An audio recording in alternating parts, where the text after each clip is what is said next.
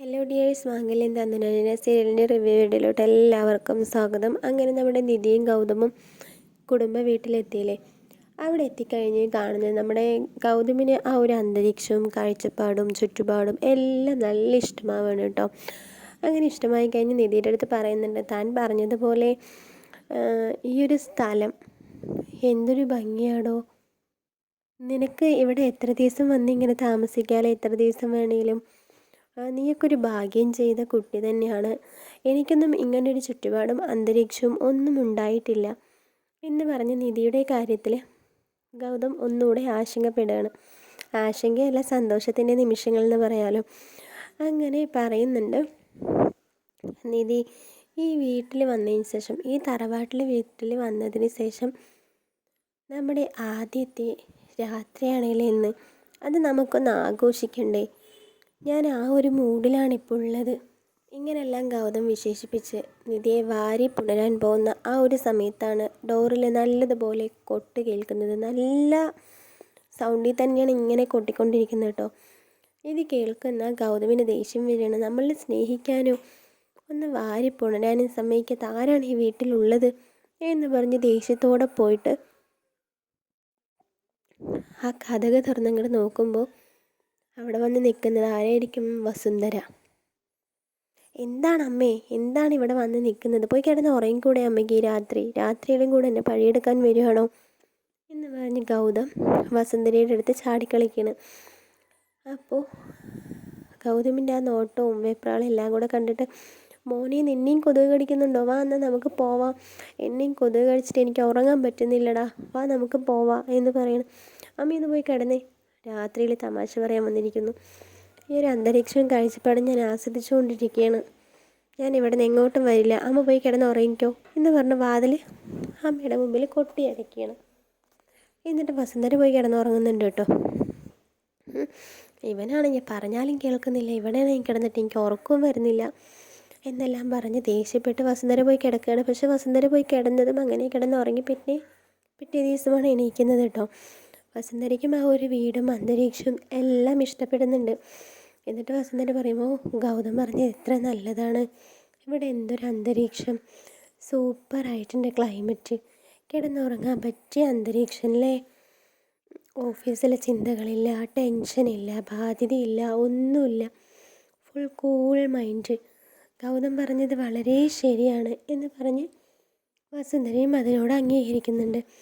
പിറ്റേ ദിവസം നിധി എണീറ്റ് പൂജയെല്ലാം ചെയ്യാൻ വേണ്ടി അവരുടെ വീട്ടിൽ ഒരു മുറി ഉണ്ടാവില്ല, പൂജാ റൂം, അവിടെ പോയി പ്രാർത്ഥിച്ച് കഴിഞ്ഞതിന് ശേഷം ഇങ്ങനെ നിൽക്കുന്ന ആ ഒരു ടൈമിൽ അവിടുത്തെ അമ്മമ്മ ഗൗതമിൻ്റെ കയ്യിലൊരു മോതിരം അണിയിച്ചു കൊടുക്കുമ്പോൾ രേണുകയും അതേപോലെ ശിവാനിയും അതിനെ ചൊല്ലി വഴക്കിടാൻ വേണ്ടിയിട്ട് വസുന്ധരയുടെ അടുത്ത് പറയണം.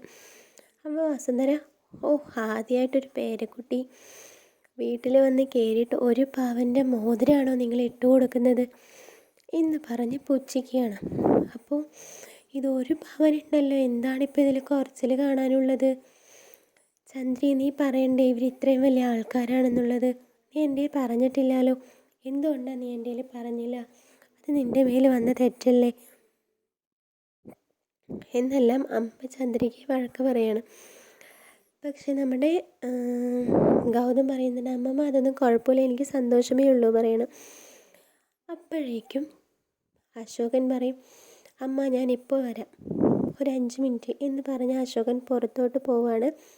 പോയി വരുന്ന സമയത്ത് ഒരു ബോക്സ് കയ്യിലുണ്ടാവും. അത് നേരെ നിഖിലിൻ്റെ കയ്യിൽ കൊടുക്കുകയാണ്. എന്നിട്ട് പറയും, നീ ഇത് ഗൗതമിന് അണിയിച്ചു കൊടുക്കുക എന്ന് പറയണം. അപ്പോൾ നിഖിൽ എന്ത് ചെയ്യും, അത് ഓപ്പൺ ചെയ്ത് നോക്കുമ്പോൾ അതിലൊരു മാല കാണും. അത് 5 പവൻ്റെ മാലയാണ്. അത് നീ അവനെ അണിയിച്ചു കൊടുക്കുക എന്ന് പറയുമ്പോൾ നിഖിൽ സന്തോഷത്തോടെ അത് അണിയിച്ചു കൊടുക്കും കേട്ടോ. എന്നിട്ട് വസുന്ധര, മനഃപൂർവ്വം എന്നെക്കൊണ്ട് ഇതിനെ ചൊല്ലി വഴക്കിടിപ്പിക്കാൻ പറഞ്ഞാണില്ലേ രേണുവയ്ക്കും ശിവാനിക്കും ഞാൻ വെച്ചിട്ടുണ്ട് എന്ന് പറഞ്ഞ് അവരെ നോക്കി ഇങ്ങനെ ആക്ഷനും എല്ലാം കാണിച്ചുകൊണ്ടിരിക്കുകയാണ്. എന്തായാലും രേണുകയ്ക്കും ശിവാനിക്കും അതിലുള്ള പണി വസുന്ധര കൊടുക്കുന്നുണ്ട്. അങ്ങനെ പറഞ്ഞ് ആ മാല ഇട്ട് കൊടുക്കും. എന്നിട്ട് പറയും, എൻ്റെ കുട്ടിക്ക് ഇപ്പോൾ 6-7 പവനായല്ലോ, ഇനി എന്തെങ്കിലും നിനക്ക് പറയാനുണ്ടോ വസുന്ധരെ എന്നെല്ലാം പറഞ്ഞ് അമ്മമ്മ വസുന്ധരയെ എതിർക്കുകയാണ്. വസുന്ധരയ്ക്ക് ഇനി ഒന്നും പറയാനില്ല. അതേപോലെ ഡ്രസ്സിൻ്റെ കാര്യം എല്ലാം പറയുന്നുണ്ട് കേട്ടോ. ഇതിൻ്റെ ഇടയിൽ അതൊക്കെ കഴിയുന്നുണ്ട്. വസുന്ധരയുടെ അടുത്ത് പറയുന്നിട്ട് ഒരുപാട് ഡ്രസ്സൊന്നും കൊണ്ടുവന്നിട്ടില്ല. ഇവർ കോട്ടും സൂട്ടും ഇട്ട് നടക്കുന്ന ആൾക്കാരല്ലേ, അതൊന്നും പേടിക്കേണ്ട ആവശ്യമില്ല. ഗൗതമിന് എന്ത് വേണമെന്ന് വെച്ചാലും ഇവിടെ ഒരു കുറവും വരുത്താതെ അശോകനും ചന്ദ്രയും നോക്കിക്കോളും.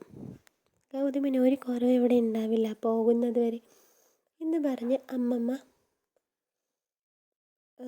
ഗൗതമിൻ്റെ അടുത്ത് വാഗ്ദാനം നൽകുകയാണ് കേട്ടോ. നീ പേടിക്കേണ്ട ആവശ്യമില്ല, നിന്നെ നല്ലതുപോലെ ഇവർ നോക്കുമെന്ന് പറഞ്ഞ്.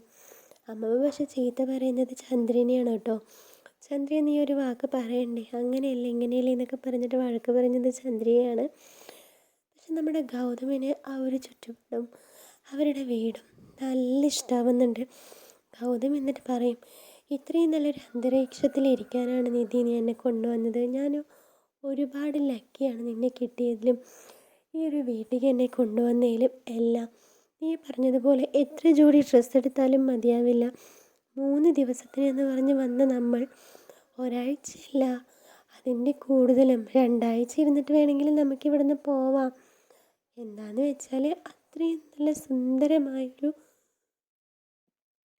ഗ്രാമമാണിത്, പുലിപ്പാറ അല്ലേ. പുലിപ്പാറയെ വിശേഷിപ്പിക്കാൻ ഗൗതമിന് വാക്കുകൾ കിട്ടുന്നില്ല. അത്ര മനോഹരമായ കാഴ്ചപ്പാടും അതേപോലുള്ള കാര്യങ്ങളാണ് ഇപ്പോൾ അവിടെ നടന്നുകൊണ്ടിരിക്കുന്നത്. വസുന്ധര ഒരുപാട് കളികൾ കളിക്കുന്നുണ്ട് നിധിയെയും ഗൗതമിനെയും അവിടുന്ന് കൊണ്ടുപോകാൻ വേണ്ടിയിട്ട്. നിധി എന്താണെങ്കിലും പോവില്ല. ഗൗതമിനെ കൊണ്ടുപോകാൻ വേണ്ടി വസുന്ധര ഒരുപാട് പ്ലാന് കളിക്കുന്നുണ്ട് കേട്ടോ. ആ പ്ലാനുകളെല്ലാം ചീറ്റിപ്പോവുകയാണ്. അതിൻ്റെ പിന്നാലെ രേണുകയും ശിവാനിയും ഉണ്ട്. വസുന്ധരയ്ക്ക് കളിക്കാനുള്ള പ്ലാനിൽ രേണുകയും ശിവാനിയും ഉണ്ടെങ്കിലും അതൊന്നും നടക്കുന്നില്ല, എല്ലാം ചീറ്റിപ്പോവും. എന്തായാലും ഇന്നത്തെ ഒരു എപ്പിസോഡ് ഒരു സൂപ്പർ എപ്പിസോഡ് തന്നെയാണ്. കൊതുകടി കൊണ്ട് കിടക്കുന്ന വസുന്ധരയാണ് നമ്മളിന്ന് കാണാൻ പോകുന്നത് കേട്ടോ. Okay, take care, bye bye.